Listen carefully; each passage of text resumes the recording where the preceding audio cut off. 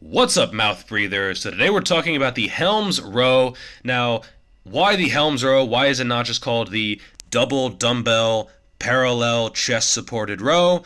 Well, in my view, Dr. Eric Helms has done a lot for the sport, and the man deserves an exercise. So let's just give him the exercise, okay?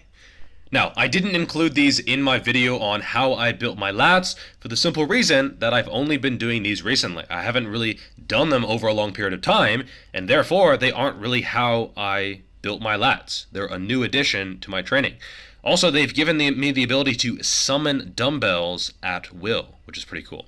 So here's a side view. You can see I'm pulling back as much as possible. My torso is roughly parallel with the floor, and I'm trying to use the lats, use the rear delts, and keep pulling back towards the hips as much as possible. So this isn't really a trap dominant or a biceps dominant row.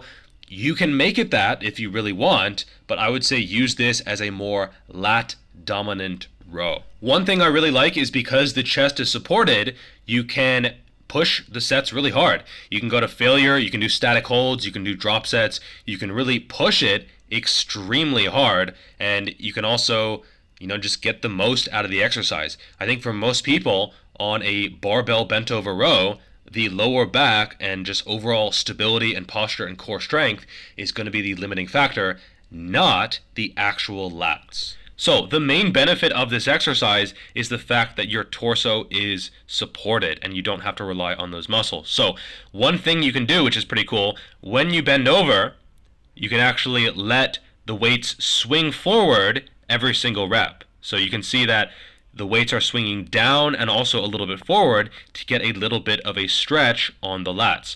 For most rowing, I wouldn't really advocate that just because it's putting a big moment arm on the lower back, which is a very often injured area.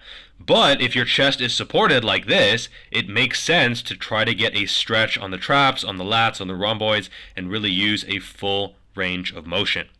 However, keep in mind you should try not to cheat. You can still use a little bit of hip drive to get the weights moving, but you're sort of defeating the purpose of the exercise if you do that.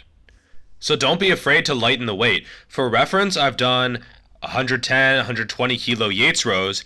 Here I think I'm using 20 kilos per hand. So it's really not in a movement where you can overload massively. It's more focused on the stretch, on the contraction, getting a good range of motion, and then using higher reps to really burn out the muscle. You should still progressively overload, but don't expect to be maxing out on an exercise like this. Also, one important thing is when setting up, try to make sure that you're the correct distance away.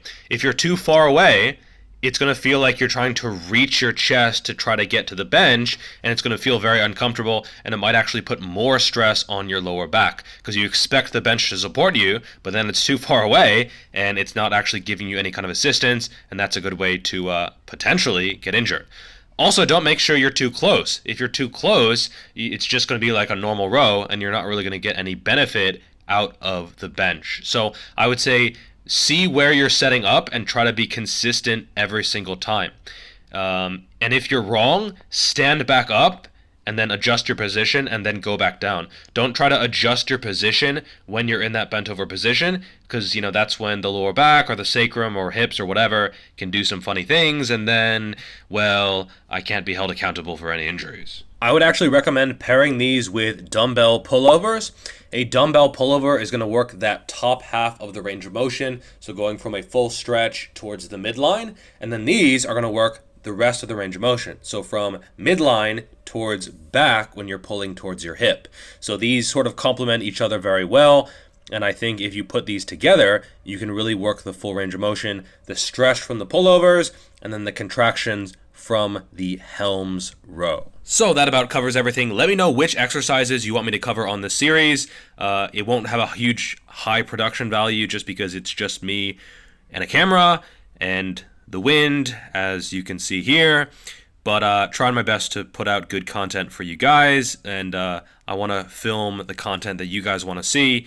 So let me know which exercises that you want me to cover. All right, that's all for this video. Make sure to like, subscribe, share, notifications, blah, blah, blah. And I'll see you in the next video.